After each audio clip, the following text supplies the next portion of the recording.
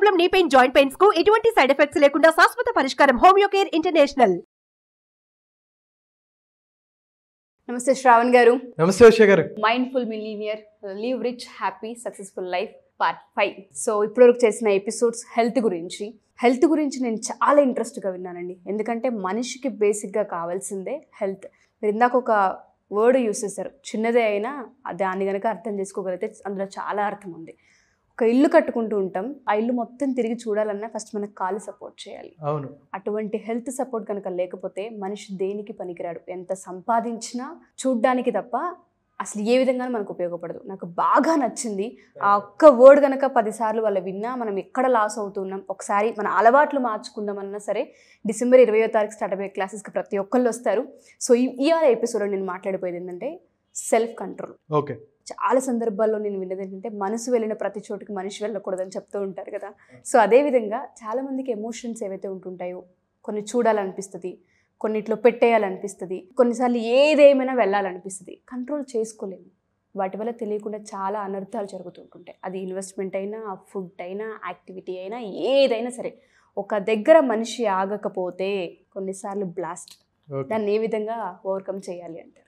So అయితే self control గురించి అసలు ముందు సెన్సెస్ మనల్ని ఎలా మోసం చేస్తాయి, నేను చెప్పింది కాదు, జగద్గురు ఆది శంకరాచార్యులు అసలు ఏం చెప్పారు, మన సెన్సెస్ మనల్ని ఎలా మోసం చేస్తున్నాయి, అయితే వీటి వల్ల ఎవరు ఎలా మోసపోతున్నారు, ఎలా నష్టపోతున్నారు అనడానికి ఆది శంకరాచార్యులు ఒకటి ఏం చెప్తారంటే, ఒక చేపను పట్టడానికి వీళ్ళు ఏం చేస్తారంటే ఒక వానపాముని ఎరగా వేస్తారు, పెట్టి ఇలా వేయంగానే కడుపు నిండినా సరే ఏదో ఒకటి తినాలి, అబ్బా ఇంకా ఏదో ఒకటి తినాలి తినాలి తినాలి అని చెప్పి వెళ్ళి చేప అలా హుక్కుని పట్టుకుంటుంది, తర్వాత గిలగిల గిలగిల కొట్టుకొని చనిపోతుంది. అంటే కడుపు నిండినా సరే ఏదో ఒకటి తినాలి అని చెప్పేసి నాలుకని కంట్రోల్ చేసుకోలేక చేప చనిపోయింది.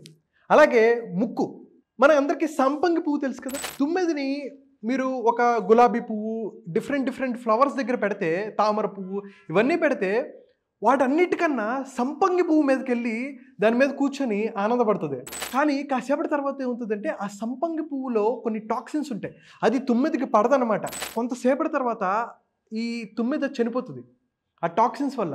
అంటే తన ముక్కు ఇవన్నీ ఉన్నా సరే ఆ పువ్వు మీదకే వెళ్ళాలి, సంపంగి పువ్వు మీదకే వెళ్ళాలి అని చెప్పి దాని మీదకి వెళ్ళి అది తన ముక్కుని కంట్రోల్ చేసుకోలేక తను చనిపోతుంది. థర్డ్ ఏంటంటే మిడత. అయితే ఒక పొలంలో కంకులు ఉంటాయి, డిఫరెంట్ వరి రిలేటెడ్ అన్నీ ఉంటాయి. కానీ ఈ మిడత ఏం చూస్తుందో తెలుసా, ఎక్కడో ఒక పెద్ద మంట వెలుగుతూ ఉంటుంది అనమాట. దాన్ని చూసి అరే భలే అట్రాక్టివ్గా ఉంది కదా అని చెప్పేసి దానివైపు అలా ఎగురుకుంటూ వెళ్ళి ఆ మంటలో పడిపోతుంది. అంటే తన కళ్ళు తను మోసం చేసి అరే ఏదో ఇక్కడ అద్భుతంగా ఉంది, చూడడానికి చాలా బాగుంది, మెరుస్తూ ఉంది అని చెప్పి తన కళ్ళని తను కంట్రోల్ చేసుకోలేక ఆ మిడత తన ప్రాణాలను కోల్పోతుంది. అండ్ అలాగే నెక్స్ట్ చెవులు.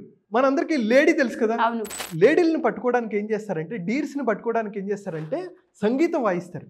ఎప్పుడైతే ఇటు మంచి సంగీతం వింటుందో ఈ డీర్స్ అన్నీ ఎగురుకుంటూ వస్తాయి, ఈ లేడీలు అన్నీ ఎగురుకుంటూ వచ్చి డ్యాన్స్ చేస్తూ ఉంటాయి. వాటిని కొంతమంది మంచోడైతే పర్లేదు, చెడ్డోళ్ళు అయితే దీన్ని పట్టుకొని తీసుకెళ్ళిపోతారనమాట.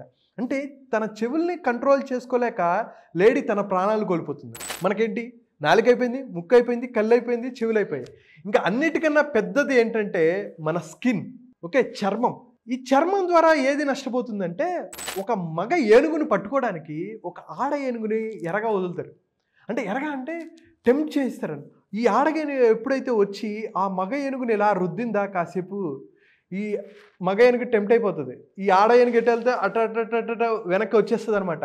కొంతమంది దాన్ని పట్టుకొని దాన్ని దంతాలు అమ్మేస్తూ ఉంటారు, దాన్ని కొంతమంది చంపేస్తూ ఉంటారు, లేకపోతే సర్కస్లోకి తీసుకెళ్తారు.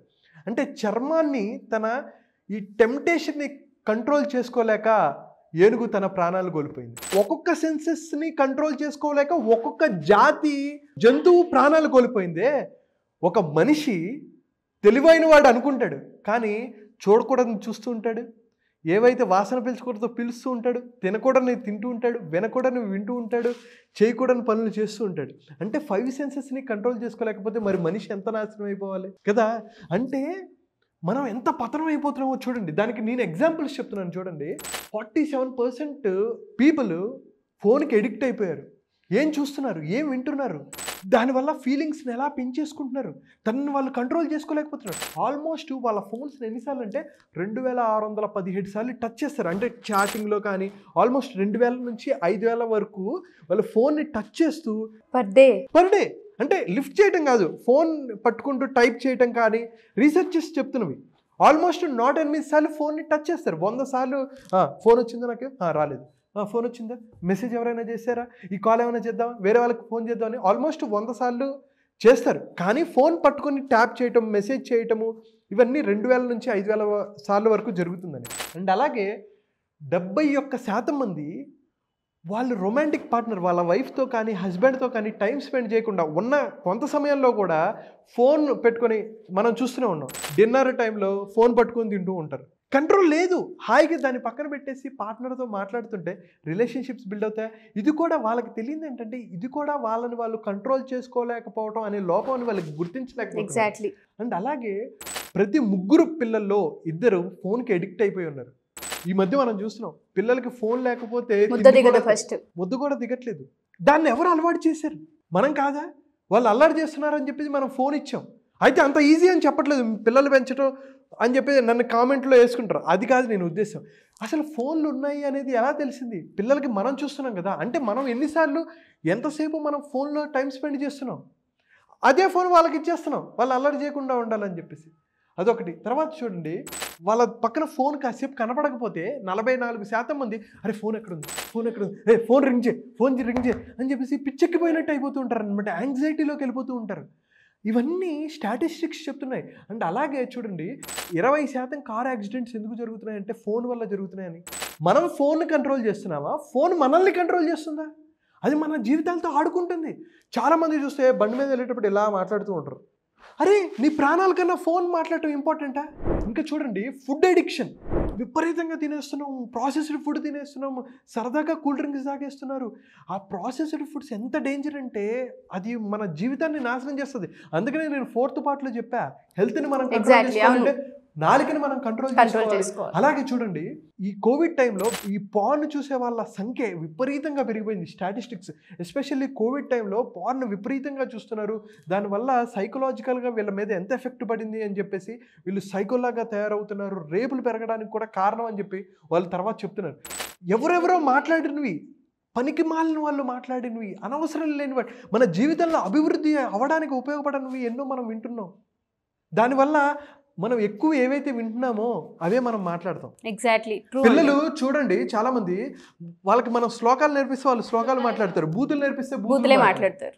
ఓకే, మన శరీరాన్ని మనం కంట్రోల్ కనుక ఎప్పుడైతే మీరు చేసుకుంటారో మీరు అనుకున్న లక్ష్యాలు ఈజీగా సాధిస్తారు. సో ఈ మైండ్ఫుల్ మిలియనియర్ యొక్క ప్రథమ ఉద్దేశం ఏంటంటే మిమ్మల్ని మీరు కంట్రోల్ చేసుకోవాలి.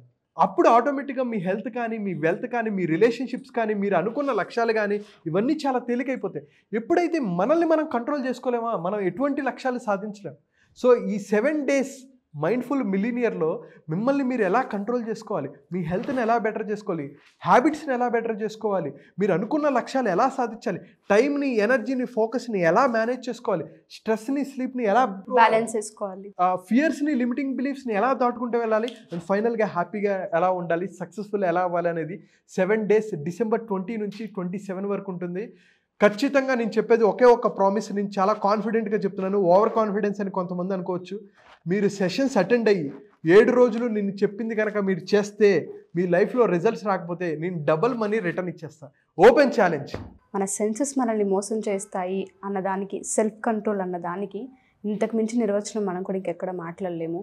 బేసిక్గా నాకు సెల్ఫ్ కంట్రోల్ అనే ఆ సబ్జెక్టే చాలా ఇష్టం. ఎప్పుడైతే మన సెన్సెస్ని మనం కంట్రోల్ చేసుకోగలుగుతూ ఉంటుంటామో, ఒక్క నిమిషం ఆగితే చాలా వాటి నుంచి మనం బయటపడతామని చెప్తుంటాడు సైకాలజీ పరంగా మనం చూసుకుంటాం. సో ఎవరైతే ఈ మైండ్ఫుల్ మిలియనియర్ ఎపిసోడ్స్ చూస్తూ ఉంటుంటారో, ఫస్ట్ నుంచి మీరు ఎన్నో ఎపిసోడ్ అయితే చూస్తున్నారో ప్రతి ఒక్క ఎపిసోడ్ని 1కి 10 సార్లు చూడండి. ప్రతి ఎపిసోడ్లో ఒక పాయింట్ డెఫినెట్గా మీకు కనెక్ట్ అవుతూ ఉంటుంది. అది హెల్త్ కావచ్చు, మనీ కావచ్చు, లేదంటే హ్యాబిట్స్ కావచ్చు, లేదు అంటే సెన్సెస్ గురించి కావచ్చు. ఒక్కొక్క ఎపిసోడ్లో తెలియకుండా అవును మేము ఈ విషయాల్లో వీక్ ఉన్నాం, మేము సెల్ఫ్ కంట్రోల్ ఉండలేం, మేము ఫుడ్ చూస్తే ఆగలేం, స్మెల్ చూస్తే ఆగలేం, లేదంటే కొన్ని అట్రాక్షన్స్ నుంచి బయటపడలేకపోతున్నాం అనుకునే వాళ్ళందరికీ కూడా ఈ 7 days December 20వ తారీఖు నుంచి 7 రోజులు జరగబోయే మైండ్ఫుల్ మిలీనియర్ సెషన్ మీ జీవితంలో ఒక కొత్త ఎక్స్పీరియన్స్ని, అద్భుతాన్ని క్రియేట్ చేస్తుందని చెప్పడంలో ఎటువంటి డౌట్ లేదు. ఎక్స్పీరియన్స్ నేను అవుతున్నాను కాబట్టి ఇక్కడ చెప్తున్నాను. ఎపిసోడ్లోని ఇలా ఉంది అంటే ఒక 7 రోజులు ఒక మనిషి మీతో ట్రావెల్ అయ్యి మీలో ఇంపాక్ట్ని, దాంతోపాటు ఒక చేంజ్ని చేయడానికి ప్రయత్నించే సెషన్ ఏ విధంగా ఉంటుందో మీ ఊహకే నేను వదిలేస్తున్నాను. శ్రవణ్ గారు చెప్పినట్టుగా ఎవరైతే ఈ ఎపిసోడ్స్లో జాయిన్ అవ్వాలి అనుకుంటున్నారో కింద స్క్రోల్ అవుతున్న నెంబర్ని కాంటాక్ట్ చేయొచ్చు. నాకు నిజంగా చాలా చాలా నచ్చింది ఈ ఎపిసోడ్. ఇది చాలామందికి అవసరం సెల్ఫ్ కంట్రోల్ అనేది. ఎస్పెషల్లీ పిల్లలున్న ప్రతి పేరెంట్స్ ఇద్దరూ అటెండ్ అవ్వాలి. ఇది అటు ఫోన్ అయినా, హ్యాబిట్స్ అయినా, లేదు అంటే బయట అట్రాక్షన్స్ అయినా, ఫుడ్ అయినా, ఏదైనా సరే మన సెన్సెస్ నుంచి పుట్టే కోరికే ఒక అలవాటుగా, హ్యాబిట్గా మారుతూ ఉంటుంది. దాని నుంచి మనం కంట్రోల్ అవ్వలేకనే ఒక సెల్ఫ్ కంట్రోల్ లేకుండా పోతూ ఉంటుంది. ఈ ఒక్క ఎపిసోడ్ చూసైనా సరే ప్రతి పేరెంట్ మా పిల్లల కోసమైనా సరే మేము జాయిన్ అవ్వాలని కోరుకుంటున్నాను గట్టిగా నేను. థ్యాంక్ యూ అండి. Thank you so much. Thank you అండి. Thank you so much.